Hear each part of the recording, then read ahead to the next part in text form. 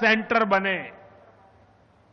जो टेक्नोलॉजीज अभी डेवलप ही हो रही है, हम अभी से उनमें लीड लें। आज ग्रीन हाइड्रोजन का इस्तेमाल ये ऐसा ही उभरता हुआ क्षेत्र है। ఈ రోజు 2 లక్షల కోట్ల రూపాయలకు పైగా విలువైన ప్రాజెక్టులు ఇక్కడ ప్రారంభించడం మరియు శంకుస్థాపన చేయడం జరుగుతుంది. ఈ ప్రాజెక్టులు ఆంధ్రప్రదేశ్ అభివృద్ధిని సరికొత్త శిఖరాలకి చేరబోతుంది. ఈ అభివృద్ధి కార్యక్రమాలతో ఆంధ్రప్రదేశ్తో పాటు యావత్ భారతదేశానికి కూడా నా తరపున అభినందనలు తెలియజేసుకుంటున్నాను. మిత్రులారా, ఆంధ్రప్రదేశ్ రాష్ట్ర ప్రజల తాలూకా సృజనాత్మకత వల్ల ఆంధ్రప్రదేశ్ రాష్ట్రం ఐటీ మరియు సాంకేతికతకు ఒక పెద్ద కేంద్రంగా మారింది. ఇప్పుడు సమయం వచ్చింది ఆంధ్రప్రదేశ్ రాష్ట్రం సరికొత్త టెక్నాలజీస్కు కేంద్ర బిందువుగా మారాలి. ఈ కొత్తగా అభివృద్ధి చెందుతున్నటువంటి టెక్నాలజీస్కి ఆంధ్రప్రదేశ్ రాష్ట్రం సారథ్యం వహించాలి. నేడు గ్రీన్ హైడ్రోజన్ టెక్నాలజీ కూడా అటువంటి ఎదుగుతున్నటువంటి ఒక రంగమే. देश ने 2023 में नेशनल ग्रीन हाइड्रोजन मिशन की शुरुआत की थी।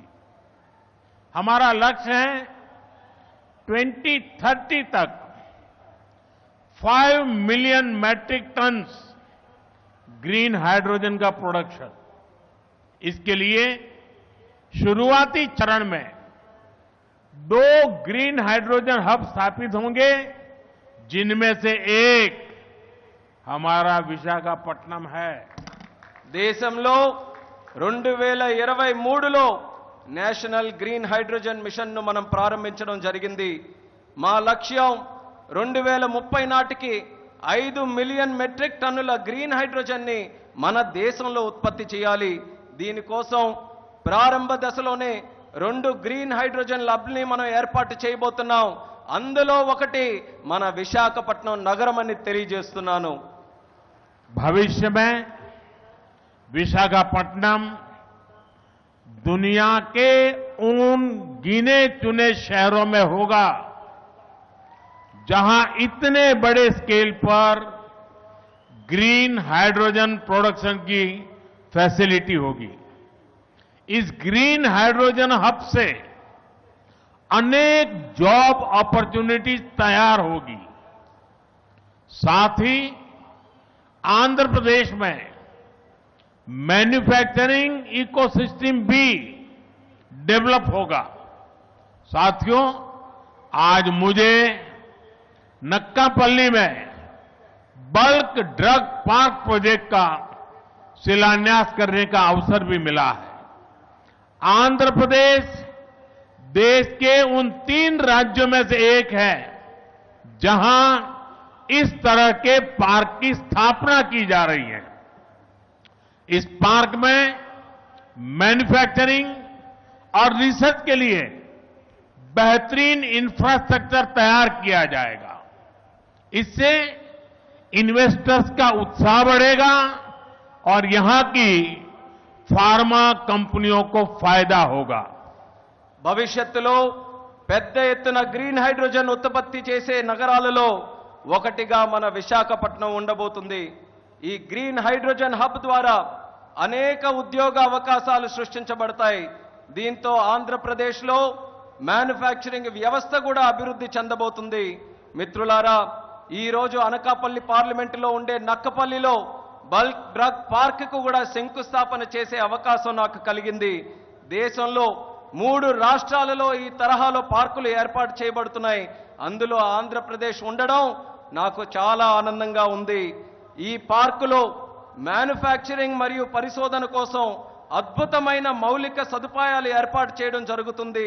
దీనివల్ల పెట్టుబడిదారుల్లో ఆసక్తి పెరుగుతుంది మరియు ఫార్మాసిటీ కంపెనీలకి కూడా చాలా ఉపయోగపడుతుందని తెలియజేస్తున్నాను. साथियों, हमारी सरकार अर्बनाइजेशन को एक अपॉर्चुनिटी के रूप में देखती है और हम आंध्र को न्यू एज अर्बनाइजेशन का एक उदाहरण बनाना चाहते हैं। इसी विजन को साकार करने के लिए आज कृष्णापट्टनम इंडस्ट्रियल एरिया यानी क्रीज सिटी का फाउंडेशन स्टोन रखा गया है। ये smart city Chennai Bengaluru industrial corridor का हिस्सा बनेगी। इससे आंध्र में थाउजेंड्स ऑफ करोड़ का इन्वेस्टमेंट आएगा और लाखों इंडस्ट्रियल जॉब तैयार होगी। మిత్రులారా, మా ప్రభుత్వం పట్టణీకరణకు ఒక అవకాశంగా చూస్తుంది. అలానే మన ఆంధ్రప్రదేశ్ రాష్ట్రం నవయుగ పట్టణీకరణకు ఉదాహరణగా ఉండబోతుంది.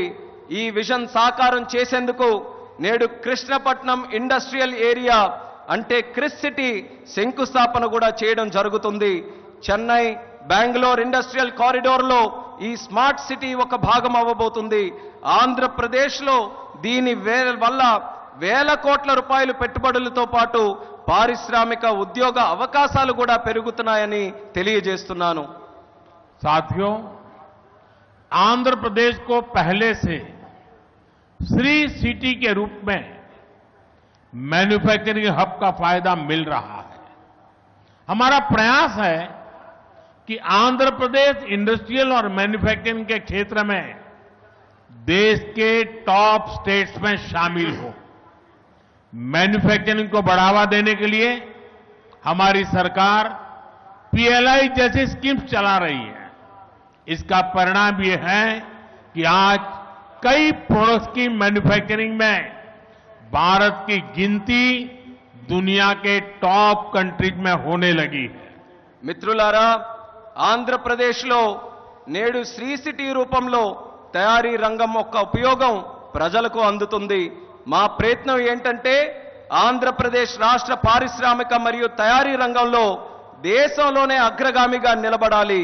తయారీ రంగాన్ని ప్రోత్సహించడానికి మా ప్రభుత్వం పిఎల్ఐ లాంటి స్కీమ్స్ ని ప్రోత్సహించడం కూడా జరుగుతుంది.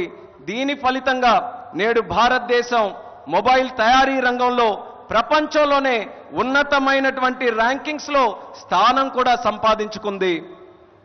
साथियों, आज नए विशाखापट्टनम शहर में साउथ कोस्ट रेलवे जोन मुख्यालय की भी फाउंडेशन रखी जा रही है। आंध्र प्रदेश के विकास के लिहाज से ये बहुत इंपॉर्टेंट है। लंबे समय से एक अलग रेलवे जोन की मांग हो रही थी। आज ये स्वप्न साकार हो रहा है। మిత్రులారా, నేడు విశాఖపట్నం నగరంలో సౌత్ కోస్ట్ రైల్వే జోన్ ప్రధాన కార్యాలయానికి పునాది కూడా వేస్తున్నాం. ఆంధ్రప్రదేశ్ అభివృద్ధి దృష్ట్యా ఇది చాలా ముఖ్యమైనటువంటి కార్యక్రమం. ప్రత్యేక రైల్వే జోన్ కావాలన్న డిమాండ్ చాలా కాలంగా ఉంది. అటువంటి ఈ కళ, ఈ చిరకాల కోరిక ఈ రోజు నెరవేరబోతుందని తెలియజేసుకుంటున్నాను. साउथ कोस्ट रेलवे जोन का मुख्यालय बनने के बाद इस पूरे क्षेत्र में कृषि और व्यापार से जुड़ी एक्टिविटीज का विस्तार होगा।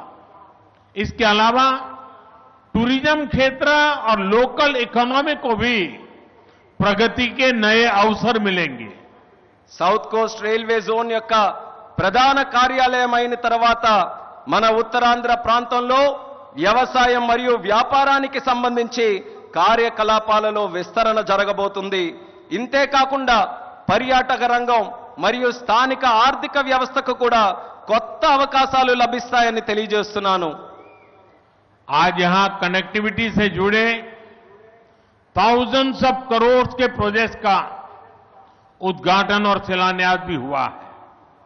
रेलवे के क्षेत्र में आंध्र प्रदेश उन राज्यों में शामिल है जहां 100% इलेक्ट्रिफिकेशन हो चुका है। आंध्र प्रदेश के 70 से ज्यादा रेलवे स्टेशनों को अमृत भारत स्टेशन योजना के तहत डेवलप किया जा रहा है। आंध्र प्रदेश के लोगों की ईज ऑफ ट्रेवल के लिए 7 वंदे भारत ट्रेनें और अमृत भारत ट्रेन भी चलाई जा रही है। నేడు కనెక్టివిటీకి సంబంధించి వేల కోట్ల విలువైన ప్రాజెక్టులు ఇక్కడ ప్రారంభోత్సవం మరియు శంకుస్థాపన జరుగుతుంది. రైల్వే రంగంలో ఆంధ్రప్రదేశ్లో నేడు 100% విద్యుదీకరణ జరిగింది. ఆంధ్రప్రదేశ్లోని 70కి పైగా రైల్వే స్టేషన్లు అమృత్ భారత్ స్టేషన్ల కింద అభివృద్ధి చేయబడుతున్నాయి. ఆంధ్రప్రదేశ్ ప్రజల ప్రయాణ సౌలభ్యం కోసం 7 వందే భారత్ రైళ్లు అలాగే అమృత్ భారత్ ట్రైన్లు కూడా నడిపిస్తున్నామని తెలియజేస్తున్నాను. साथियों, आंध्र में ये infrastructure revolution, better connectivity, better सुविधाएं, इनसे पूरे प्रदेश का लैंडस्केप बदलेगा. इससे ईज ऑफ लिविंग और ईज ऑफ डूइंग बिजनेस बढ़ेगा. यही विकास आंध्र की करीब $2.5 ट्रिलियन इकोनॉमी का आधार बनेगा. साथियों, विशाखापट्टनम और आंध्र प्रदेश के कोस्ट सैकड़ों वर्षों से भारत के ट्रेड का गेटवे रहे हैं. आज भी विशाखापट्टनम का उतना ही महत्व है. हम समुद्र से जुड़ी अपॉर्चुनिटी के पूरे इस्तेमाल के लिए ब्लू इकोनॉमी को मिशन मोड में बढ़ावा दे रहे हैं. इसके लिए विशाखापट्टनम फिशिंग हार्बर को और आधुनिक बनाया जा रहा है. మిత్రులారా, ఆంధ్రాలో ఈ మౌలిక సదుపాయాల విప్లవంతో పాటు మెరుగైన కనెక్టివిటీ, మెరుగైన సౌకర్యాల వల్ల ఆంధ్రప్రదేశ్ రాష్ట్రం ముఖ చిత్రం కూడా మారబోతుంది. దీనివల్ల జీవన సౌలభ్యం, వ్యాపార సౌలభ్యం కూడా పెరగబోతుంది. ఇది ఆంధ్ర యొక్క దాదాపు $2.5 ట్రిలియన్ ఆర్థిక వ్యవస్థకు పునాది కాబోతుంది. మిత్రులారా, విశాఖపట్నం మరియు ఆంధ్రప్రదేశ్లో ఉన్నటువంటి తీర ప్రాంతాలు వందల సంవత్సరాలుగా భారతీయ వాణిజ్యంలో పాలు పంచుకున్నాయి. నేటికి విశాఖపట్నానికి అదే ప్రాముఖ్యత ఉందని కూడా తెలియజేస్తున్నాను. సముద్ర సంబంధిత అవకాశాలు పూర్తిగా వినియోగించుకోవడానికి బ్లూ ఎకానమీని మిషన్ మోడ్లో ముందుకు నడిపించబోతున్నాం. ఇందుకోసం విశాఖపట్నంలో ఉన్నటువంటి షిప్పింగ్ హార్బర్ని కూడా మరింత ఆధునీకరిస్తబోతున్నామని ఈ సందర్భంగా తెలియజేస్తున్నాను. आंध्र के हमारे फिशरीज से जुड़े भाई बहनों की इनकम और बिजनेस बढ़े, हम इस दिशा में पूरी संवेदनशीलता से काम कर रहे हैं. हमने फिशरमैन को किसान क्रेडिट कार्ड जैसी सुविधाएं उपलब्ध कराई है. हम समुद्र में सुरक्षा के लिए भी अहम कदम उठा रहे हैं. साथियों, हमारा प्रयास है कि देश के हर सेक्टर में inclusive and all round development होना चाहिए ताकि विकास का फायदा हर वर्ग को मिले. इसके लिए एनडीए सरकार समृद्ध और आधुनिक आंध्र प्रदेश के निर्माण के लिए प्रतिबद्ध है. आज जिन प्रोजेक्ट का शुभारंभ हो रहा है उससे आंध्र के लोगों की समृद्धि सुनिश्चित होगी. मैं एक बार फिर इन प्रोजेक्ट के लिए आप सभी को बहुत बहुत बधाई देता हूं. ఆంధ్రాలో మత్స్యకార సోదర సోదరీమణుల ఆదాయం మరియు వ్యాపారం పెరిగే విధంగా పూర్తి నిబద్ధతతో మేము పనిచేయబోతున్నాం. దీనికోసం మత్స్యకారులకి కిసాన్ క్రెడిట్ కార్డు వంటి సౌకర్యాలు కూడా కల్పించాం. సముద్రంలో భద్రత కోసం ముఖ్యమైనటువంటి చర్యలు కూడా తీసుకోబోతున్నాం. మిత్రులారా, దేశంలోని ప్రగతి రంగంలో అందరినీ కలుపుకొని పోవడమే మా తాలూకా ప్రయత్నం. అభివృద్ధి జరగాలి, తద్వారా ప్రతి వర్గానికి అభివృద్ధి తాలూకా ఫలాలు అందాలి. ఇదే మా సంకల్పం. ఇందుకోసం ఎన్డీఏ ప్రభుత్వం సుసంపన్నమైన ఆధునిక ఆంధ్రప్రదేశ్ను సృష్టించబడ్డానికి కట్టుబడి ఉందని కూడా తెలియజేస్తున్నాను. నేడు ప్రారంభించే ప్రాజెక్టులు ఆంధ్ర ప్రజల భవిష్యత్తుకు మరియు వారి శ్రేయస్సుకు మేలు చేయబోతున్నాయి. ఈ ప్రాజెక్టుల కోసం మీ అందరికీ కూడా మరొక్కసారి నా హృదయపూర్వక అభినందనలు తెలియజేసుకుంటున్నాను. ధన్యవాదాలు. आप सबका बहुत बहुत धन्यवाद. అందరికీ కూడా మరొక్కసారి నా హృదయపూర్వక ధన్యవాదాలు.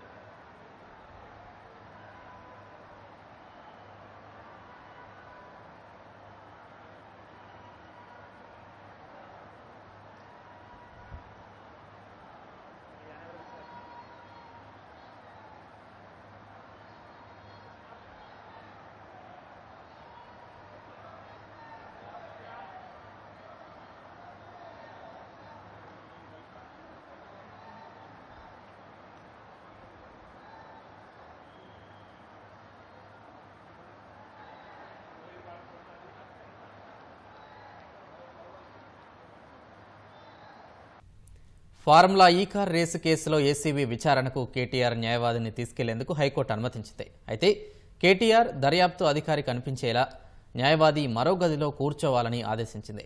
దర్యాప్తు సమయంలో ఆడియో వీడియో రికార్డు చేయాలన్న కేటీఆర్ తరపు న్యాయవాది విజ్ఞప్తిని తోసిపుచ్చిన హైకోర్టు విచారణ తర్వాత అనుమానాలుంటే మళ్లీ సంప్రదించాలని సూచించింది. ఫార్ములా ఈ కార్ రేసులో ఏసీబీ నమోదు చేసిన కేసు విచారణకు న్యాయవాదిని అనుమతించాలన్న మాజీ మంత్రి కేటీఆర్ విజ్ఞప్తిని హైకోర్టు అంగీకరించింది. దర్యాప్తు అధికారి కేటీఆర్ కూర్చున్న గది కనిపించే విధంగా న్యాయవాది మరో గదిలో కూర్చోవాలని ఆదేశించింది. ఈ మేరకు కేటీఆర్ తరపు న్యాయవాది దాఖలు చేసిన పిటిషన్పై హైకోర్టులో విచారణ జరిగింది. ఇందులో విచారణకు వెళ్లే సమయంలో న్యాయవాదిని అనుమతిస్తూ సుప్రీంకోర్టు ఇచ్చిన తీర్పులను కేటీఆర్ తరపు న్యాయవాది కోర్టు దృష్టికి తీసుకెళ్లారు. న్యాయవాదిని అనుమతించొద్దని ఏసీబీ తరపున వాదించిన అదనపు అడ్వకేటు జనరల్ రజనీకాంత్ రెడ్డి కోరారు. ఈ దశలో న్యాయవాదిని అనుమతిస్తే అభ్యంతరం ఎందుకని, విచారణ గదిలోకి న్యాయవాది వెళ్లడం లేదు కదా అని హైకోర్టు వ్యాఖ్యానించింది. YCP MP Avinash Reddy CBI విచారణను ఎదుర్కొనే సమయంలో న్యాయవాదిని అనుమతిస్తూ ఇదే హైకోర్టు తీర్పు ఇచ్చిందని జస్టిస్ కె లక్ష్మణ్ గుర్తు చేశారు. కేటీఆర్ దర్యాప్తు అధికారి ఓ గదిలో ఉంటే వాళ్ళిద్దరూ కనిపించేలా మరో గదిలో న్యాయవాది కూర్చుంటారని, ఏసీబీ కార్యాలయంలో తగిన ఏర్పాట్లు ఉన్నాయా లేవా అని ఏఏజీని ప్రశ్నించారు. ఏసీబీ కార్యాలయంలోని లైబ్రరీలో కూర్చుంటే దర్యాప్తు అధికారి గది కనిపిస్తుందని ఏఏజీ కోర్టుకు తెలిపారు. ఆ గదికి సీసీటీవీ కెమెరా ఉందని, సీసీటీవీలను పర్యవేక్షించే గదిలో కూర్చునే ఏర్పాట్లు కూడా ఉన్నాయని ఏఏజీ చెప్పారు. లైబ్రరీ గదిలో కూర్చునే విధంగా న్యాయవాదికి ఏర్పాటు చేయాలని హైకోర్టు ఆదేశించింది. కేటీఆర్ తరపున మాజీ అదనపు అడ్వకేటు జనరల్ రామచంద్రరావు వెళతారని ఆయన తరపు న్యాయవాది కోర్టుకు తెలిపారు. విచారణ సందర్భంగా ఆడియో వీడియో రికార్డింగ్కు అనుమతి ఇవ్వాలని కేటీఆర్ తరపు న్యాయవాది కోరగా కోర్టు అందుకు నిరాకరించింది. అవినాష్ రెడ్డి కేసులో దర్యాప్తు అధికారి తన వాంగ్మూలాన్ని పూర్తిగా నమోదు చేయడం లేదని ఆరోపించినందునే ఆడియో వీడియో రికార్డింగ్ను ఆదేశించినట్లు న్యాయమూర్తి తెలిపారు. ఏసీబీ దర్యాప్తుపై అనుమానాలు ఉన్నాయన్న కేటీఆర్ తరపు న్యాయవాది లగచర్ల దాడి ఘటనలో పట్నం నరేందర్ రెడ్డి, ఇంకో కేసులో పాడి కౌశిక్ రెడ్డి ఇచ్చిన వాంగ్మూలాలను దర్యాప్తు అధికారులు రాజకీయ ఒత్తిళ్ల కారణంగా మార్చారని తెలిపారు. గురువారం విచారణకు కేటీఆర్ న్యాయవాదితో ఏసీబీ కార్యాలయంలో హాజరు కావాలన్న న్యాయమూర్తి ఏమైనా అనుమానాలుంటే మళ్లీ కోర్టును సంప్రదించాలని సూచించారు. రాష్ట్రంలో మోసం, విధ్వంసం దృష్టి మళ్లించే పాలన సాగుతోందని బీఆర్ఎస్ కార్యనిర్వాహక అధ్యక్షుడు కేటీఆర్ ఆరోపించారు. తెలంగాణ భవన్లో బీఆర్ఎస్ పార్టీ నూతన డైరీని ఆ పార్టీ సీనియర్ నేత హరీష్ రావు, ఇతర మాజీ మంత్రులు, నేతలతో కలిసి కేటీఆర్ ఆవిష్కరించారు. కాంగ్రెస్ ప్రభుత్వం ఇచ్చిన హామీలు అమలు చేయట్లేదు కానీ ప్రజల దృష్టి మళ్లించేందుకు కేటీఆర్పై కేసు పెట్టారని హరీష్ రావు ఆరోపించారు. తెలంగాణ ప్రభుత్వాన్ని ప్రశ్నించే వారిపై కేసులు పెడుతున్నారని మండిపడ్డారు. బీఆర్ఎస్ పార్టీకి 2001లో ఉన్న ఇబ్బందులతో పోల్చితే ఇప్పటి ఇబ్బందులు లెక్క కాదని కేటీఆర్ అన్నారు. కేసీఆర్ తయారు చేసిన సైనికుడిగా కేసులకు భయపడేది లేదన్నారు. నిజాయితీ ఉన్న నాయకుడిగా జార్ఖండ్ సీఎం హేమంత్ సోరెన్ ఎన్నికల్లో ఇచ్చిన హామీలు అమలు చేస్తున్నారని, రాష్ట్రంలో ఏడాది గడిచినా ఇంకా అమలు చేయట్లేదని కేటీఆర్ విమర్శించారు.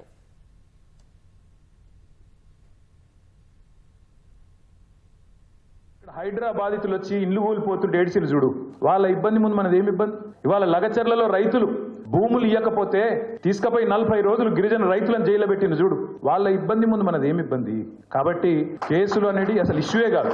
ఈ కేసు నేను కొట్లాడతా, మనకు మంచి లాయర్లు ఉన్నారు, ఆ కేసు సంగతి మేము చూసుకుంటాం. మీరు దాని గురించి మర్చిపోండి, దాని గురించి ఆందోళన చేయాల్సిన అవసరమో బాధపడాల్సిన అవసరమో లేనే లేదు.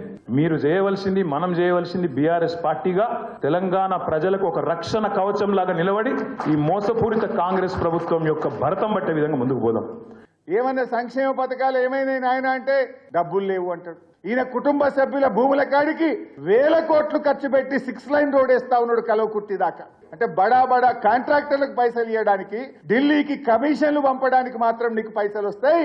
ఇవాళ అవ్వ తాతకి ఇవ్వడానికో, మా రైతులకు ఇవ్వడానికో, మా మహిళలకు ఇవ్వడానికి నీకు డబ్బులు లేవా అని నేను అడుగుతా ఉన్నా ఈరోజు ముఖ్యమంత్రిని. అంటే ఆయన నిజస్వరూపం ఇవాళ బయటపడతా ఉంది. దీన్ని మనం ప్రజల్లోకి తీసుకుపోవాల్సిన అవసరం ఉంది. ఫార్ములా ఈ కార్ రేస్ కేసులో ఐఏఎస్ అధికారి అరవింద్ కుమార్ విచారణ ముగిసింది. దాదాపు 7.5 గంటల పాటు అరవింద్ కుమార్పై ఏసీబీ అధికారులు ప్రశ్నించారు. ఫార్ములా కేసులో A2గా ఉన్న అరవింద్ కుమార్పై విదేశీ సంస్థకు నిధుల బదలాయింపులో కీలకంగా వ్యవహరించారన్న ఆరోపణలున్నాయి.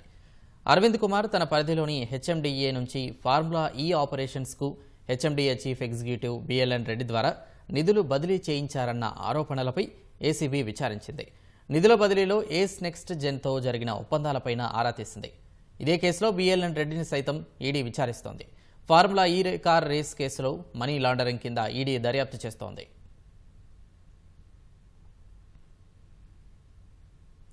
Outer ring road toll gate టెండర్లలో అవకతవకలపై విచారణ చేయాలంటూ ఏసీబీకి ఫిర్యాదు అందింది. టెండర్లలో అప్పటి పురపాలక శాఖ మంత్రి కేటీఆర్ అవినీతికి పాల్పడ్డారని BC political JAC chairman Yugandhar Goud ఏసీబీకి ఫిర్యాదు చేశారు. 2023 ఏప్రిల్ 27న ఐఆర్బీ ఇన్ఫ్రా సంస్థకు ఓఆర్ఆర్ టోల్ వసూలు బాధ్యతను 30 ఏళ్లకు ఇవ్వడంపై ఫిర్యాదులో అభ్యంతరం వ్యక్తం చేశారు. వరంగల్, రంగారెడ్డి జిల్లాల్లో కిటెక్స్ గార్మెంట్స్ యూనిట్స్ నెలకొల్పడంలో క్విడ్ ప్రో క్వో జరిగిందని యుగంధర్ తన ఫిర్యాదులో పేర్కొన్నారు. కేబినెట్ తీర్మానం, ఆర్థిక శాఖ అనుమతి లేకుండానే ఐఆర్బీ సంస్థకు టోల్ వసూలు అధికారం ఎలా కట్టబెట్టారో విచారించాలని కోరారు. 30 సంవత్సరాల లీజు 7,380 కోట్లకు ఎట్లా ఇస్తారు? మళ్ళీ ఓన్లీ రోడ్డే, తర్వాత సర్వీస్ రోడ్డు, గ్రీనరీ కూడా మొత్తం హెచ్ఎఫ్డిఏ నిర్వహిస్తుంది. అంటే ఖర్చు అయ్యేది మాత్రం ఈరోజు గవర్నమెంట్ భరిస్తూ ఉంది. ఈరోజు వాళ్ళకు ఎందుకు కట్టబెట్టినంటే దాంట్లో కేటీఆర్కు, కేసీఆర్కు అనేక వ్యక్తిగతంగా, అంటే పార్టీకి 25 కోట్లతో పాటు వ్యక్తిగతంగా దాదాపు ఒక 700 కోట్ల నుంచి 1000 కోట్లు చేతులు మారినట్లు కూడా ఈరోజు ఆరోపణలు వినిపిస్తూ ఉన్నాయి. కాబట్టి ఈ అక్రమాల మీద తేల్చాల్సిందే, ప్రజాధనం వృధా చేసిన ఎవరిని కూడా వదిలిపెట్టకుండా చర్యలు తీసుకోవాలని చెప్పి మీరు ఏసీబీ వారికి విజ్ఞప్తి చేస్తా ఉన్నాం. అంగన్వాడీ కేంద్రాల ద్వారా మంచి పోషకాహారాన్ని అందిస్తే ఉజ్వల భవిష్యత్తును ప్రసాదించే అవకాశం ఉంటుందని ఉప ముఖ్యమంత్రి భట్టి విక్రమార్క తెలిపారు. చిన్నారులపై పెట్టే పెట్టుబడి రాష్ట్ర భవిష్యత్తుకి ఉపయోగపడుతుందని గ్రామీణాభివృద్ధి, మహిళా సంక్షేమ శాఖల బడ్జెట్ సన్నాహక సమావేశంలో పేర్కొన్నారు. జువైనల్ హోమ్స్లోని చిన్నారులకు స్పోర్ట్స్ అథారిటీ ద్వారా క్రీడా కిట్లు అందించనున్నట్లు చెప్పారు. శిశు విహార్లో ప్రస్తుతం ఉన్న శిశువులు, సౌకర్యాలు, వైద్య సాయంపై అధికారులను అడిగి తెలుసుకున్నారు. ఉమ్మడి జిల్లా కేంద్రంలోని మహిళా ప్రాంగణాలను సద్వినియోగం చేసుకునేలా ప్రణాళికలు సిద్ధం చేయాలని అధికారులను భట్టి విక్రమార్క ఆదేశించారు. హైదరాబాద్ ట్రాఫిక్ కూడళ్లలో ట్రాన్స్జెండర్ల సేవలు విజయవంతమైతే మండల కేంద్రాల్లోనూ వినియోగించుకుంటామని మంత్రి సీతక్క తెలిపారు. మహిళా సాధికారతే కాంగ్రెస్ ప్రభుత్వ లక్ష్యమని ఉప ముఖ్యమంత్రి భట్టి విక్రమార్క చెప్పారు. ఈ దిశలోని స్వయం సహాయక సంఘాల ద్వారా సోలార్ పవర్ ప్లాంట్లు ఏర్పాటు చేసి 1000 మెగావాట్ల విద్యుత్ ఉత్పత్తికి ప్రయత్నిస్తున్నట్లు చెప్పారు. ఈ మేరకు ఇంధన శాఖ, గ్రామీణ అభివృద్ధి శాఖల మధ్య కుదిరిన ఒప్పందం అమలుపై మంత్రులు సీతక్క, కొండా సురేఖతో భట్టి సమీక్షించారు. ఇంధన, గ్రామీణాభివృద్ధి శాఖల మధ్య 2024 నవంబర్ 19న కుదిరిన ఒప్పందాన్ని ఉపయోగించుకుని మహిళల సాధికారతకు కృషి చేయాలని డిప్యూటీ సీఎం కలెక్టర్లకు సూచించారు. 5 ఏళ్లలో 1 కోటి మంది మహిళలను కోటీశ్వరులుగా తీర్చిదిద్దాలనే లక్ష్యంతో పెద్ద మొత్తాల్లో వడ్డీ లేని రుణాలు అందుబాటులోకి తెస్తున్నట్లు చెప్పారు. పెద్ద మొత్తంలో డబ్బు మహిళా సంఘాల చేతుల్లోకి వస్తున్నందున వివిధ వ్యాపారాలు చేసుకునేలా అధికారులు ప్రణాళికలు సిద్ధం చేయాలని భట్టి సూచించారు. నగరాల స్థాయిలో గ్రామీణ రహదారులని అభివృద్ధి చేయాలని పంచాయతీరాజ్, గ్రామీణాభివృద్ధి శాఖ మంత్రి సీతక్క తెలిపారు. హైదరాబాద్లోని ఎర్రమంజిల్లో గ్రామీణ ఇంజనీర్లతో సమీక్ష నిర్వహించిన ఆమె పల్లెల వెనుకబాటుకి సరైన రహదారి సదుపాయాలు లేకపోవడమే కారణమన్నారు. పట్టణాల్లో ఫ్లైఓవర్లు, స్కై ఓవర్లు నిర్మిస్తున్నా చాలా గ్రామాల్లో కనీసం రోడ్డు సదుపాయం లేకపోవడం బాధాకరమని వ్యాఖ్యానించారు. సరైన రహదారులు లేక ఎందరో ఆత్మీయులను కోల్పోయారని, సీతక్క ఆవేదన వ్యక్తం చేశారు.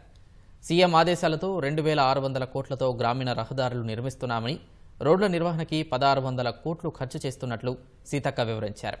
గ్రామీణ ప్రాంతాల్లో 30 మెట్రిక్ టన్నుల వాహనాలు నడిచేలా రోడ్ల నిర్మాణానికి కార్యాచరణ సిద్ధం చేయడం సహా కొత్త రహదారుల నిర్మాణానికి పక్కాగా అంచనాలు సిద్ధం చేయాలని స్పష్టం చేశారు. పనులు సరిగా చేయని కాంట్రాక్టర్లను బ్లాక్ లిస్టులో పెట్టడం సహా నాసిరకం పనికి ఎన్ఓసీ ఇచ్చే అధికారులపై చర్యలు తప్పవని సీతక్క హెచ్చరించారు. రోడ్ల నిర్మాణంలో నాణ్యతపై సమీక్షించి ప్రతి 15 రోజులకు ఒక పురోగతి నివేదిక ఇవ్వాలన్నారు. ప్రతి ఆవాసానికి రోడ్డు ఉండాలన్న లక్ష్యంతో ఇంజనీర్లు పనిచేయాలని సీతక్క దిశానిర్దేశం చేశారు. రాష్ట్రంలో నిర్లక్ష్యానికి గురవుతున్న అన్ని వర్గాలకు ప్రభుత్వం అండగా ఉంటుందని రవాణా శాఖ మంత్రి పొన్నం ప్రభాకర్ స్పష్టం చేశారు. హైదరాబాద్ వ్యాప్తంగా పలు పాఠశాలలు, ప్రభుత్వ కార్యాలయాలను మంత్రి ఆకస్మికంగా తనిఖీ చేశారు. షేక్పేట్ రెవెన్యూ కార్యాలయంలో ప్రజాపాలన దరఖాస్తుల్లో టెక్నికల్ సమస్యలపై సిబ్బందితో ఆరా తీశారు. ఇందిరమ్మ ఇళ్ల కేటాయింపు సర్వే పారదర్శకంగా జరగాలని ఆదేశించారు. గోల్కొండ మైనార్టీ గురుకుల బాలుర పాఠశాలలో విద్యార్థులతో కలిసి మధ్యాహ్న భోజనం చేసి వారి సమస్యలు అడిగి తెలుసుకున్నారు. అనంతరం జాతీయ రహదారుల భద్రతా మాసోత్సవాల్లో భాగంగా ఎస్ఆర్ నగర్లో పోలీస్, ట్రాఫిక్ అధికారులతో సమావేశమైన మంత్రి రోడ్డు ప్రమాదాల నివారణకు చేపట్టాల్సిన చర్యలపై ఆరా తీశారు. ప్రజల సమస్యలు ఎవరైనా దృష్టికి తీసుకొస్తే వాటిని పరిష్కరించడం కానీ, ఆ అంశాల మీద శ్రద్ధ పెట్టి వాటిని ఏ విధంగా అధిగమించాలనేటువంటి ఆలోచనతో ఉన్నాం. కాబట్టి ప్రజలంతా వారికి ఉన్నటువంటి సరౌండింగ్స్ లో ఏదైనా అవసరం అనిపిస్తే, ప్రజలకు ఉపయోగపడేది అనిపిస్తే, దీనివల్ల లాభం జరుగుతుంది, సమాధానం అనుకుంటుంటే తప్పకుండా మా దృష్టికి చెంది మేము దాని పట్ల సానుకూలంగా స్పందిస్తాం. ఈ ప్రజాపాలన ప్రభుత్వం, గౌరవ ముఖ్యమంత్రి రేవంత్ రెడ్డి గారి నాయకత్వంలో ఉన్నటువంటి కేబినెట్ కానీ, ప్రభుత్వం కానీ, అధికారులు కూడా సానుకూలంగా ఉంటారు. రైతు నేస్తం ద్వారా వ్యవసాయ మౌలిక సదుపాయాల కల్పన నిధి వినియోగంపై రైతులు అవగాహన కల్పించాలని వ్యవసాయ శాఖ మంత్రి తుమ్మల నాగేశ్వరరావు సూచించారు. కేంద్ర ప్రభుత్వం అమలు చేస్తున్న వ్యవసాయ మౌలిక సదుపాయాల కల్పన నిధిపై సమీక్షించిన మంత్రి తెలంగాణ వ్యవసాయ రంగ అభివృద్ధిపై చర్చించారు. రైతులకు మరింత లాభదాయకమైన విధంగా పథకాలు అమలు చేయడంపై రాష్ట్ర స్థాయిలో సమగ్ర కార్యాచరణపై చర్చించారు.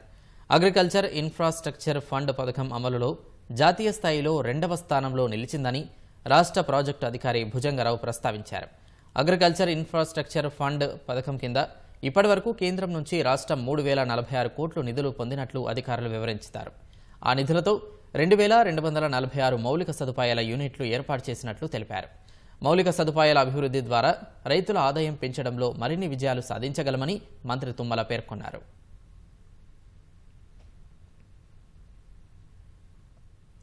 రాష్ట్రానికి బీర్ల సరఫరా నిలిపివేస్తున్నట్లు యునైటెడ్ బెవరేజ్ లిమిటెడ్ వెల్లడించింది. ఆ నిర్ణయం తక్షణమే అమల్లోకి వస్తుందని స్పష్టం చేసింది.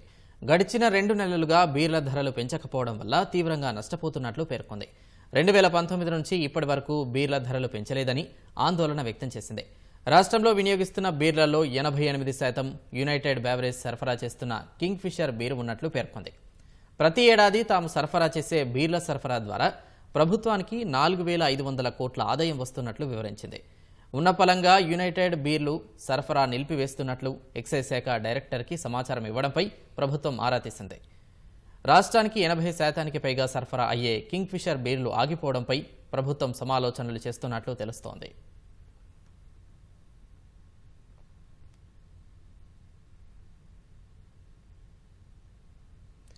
జీహెచ్ఎంసీ చేపట్టిన వ్యూహాత్మక రహదారుల అభివృద్ధిపై ప్రభుత్వం ప్రత్యేక దృష్టి సారించింది. అందులో భాగంగా నల్గొండ ఎక్స్ రోడ్డు నుంచి సైదాబాద్ ఐఏఎస్ సదన్ వరకు నిర్మిస్తున్న పైవంతన ముందుకు సాగేలా నిధుల అంచనా వ్యయాన్ని పెంచుతూ ఉత్తర్వులు జారీ చేసింది. గతంలో మంజూరు చేసిన 523.37 కోట్ల నిధులను సవరిస్తూ మరో 100 కోట్లు అదనంగా 620 కోట్లతో పరిపాలనా అనుమతులు ఇచ్చింది. ఈ మేరకు పురపాలక శాఖ ముఖ్య కార్యదర్శి దానకిషోర్ ఉత్తర్వులు జారీ చేశారు. ఆ నిధుల మంజూరుతో నల్గొండ ఎక్స్ రోడ్ నుంచి ఐఏఎస్ సదన్ వరకు రహదారి పనులు ముందుకు సాగనున్నాయి.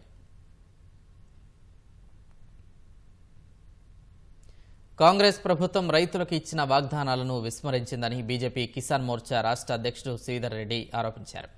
రేవంత్ సర్కార్ పాలనలో రైతులు పూర్తిగా మోసపోయారని ఆవేదన, ఆగ్రహం వ్యక్తం చేశారు. కేసీఆర్ రైతు వ్యతిరేక విధానాలని రేవంత్ రెడ్డి అవలంబిస్తున్నారని దుయ్యబట్టారు. రైతు వ్యతిరేక విధానాలకు నిరసిస్తూ ఈ నెల 10న మండల కేంద్రాల్లో ఆందోళనలు చేపడతామని తెలిపారు. కర్షకులకు ఇచ్చిన వాగ్దానాలు అమలు చేయకపోతే సంక్రాంతి తర్వాత దశల వారీగా పోరాటాలు చేస్తామని హెచ్చరించారు. షరతులతోటి 13 నెలలు కాలయాపన చేసి కొండను దవ్వి ఎలుకను పట్టినట్టు ఇలా మీరు 22 లక్షల మందికి రైతు రుణమాఫీ చేసి బ్రహ్మాండం బద్దలైంది, సంపూర్ణంగా రుణమాఫీ అమలవుతుందని చెప్పి బూటకపు మాటలు మాట్లాడుతూ ఉన్నారు. రైతులకు అండగా నిలబడాలని, రైతుల తరపున కలబడాలని, వారి యొక్క ఏదైతే ప్రభుత్వం ఇచ్చినటువంటి డిమాండ్లు ఏవైతే ఉన్నాయో వాటన్నిటిని కూడా అమలు చేయాలని డిమాండ్ చేస్తూ ప్రాథమికంగా అన్ని తహసీల్దార్ కార్యాలయాల దగ్గర బీజేపీ కిసాన్ మోర్చా రైతులతో కలిసి ప్రాథమిక దశలో మెమరాండాలు ఇవ్వాలని, ఈ ప్రభుత్వం కనువిప్పు కలిగి వెంటనే అందరికీ కూడా సంక్రాంతి లోపే అందరికీ కూడా వ్యవసాయ రుణమాఫీని సమగ్రంగా చేయాలా, రైతు భరోసా కూడా ఏదైతే మీరు అన్న ప్రకారంగా 15,000 ఇవ్వాలని చెప్పి డిమాండ్ చేస్తూ విజ్ఞాపన పత్రాలు ఇవ్వబోతున్నాం.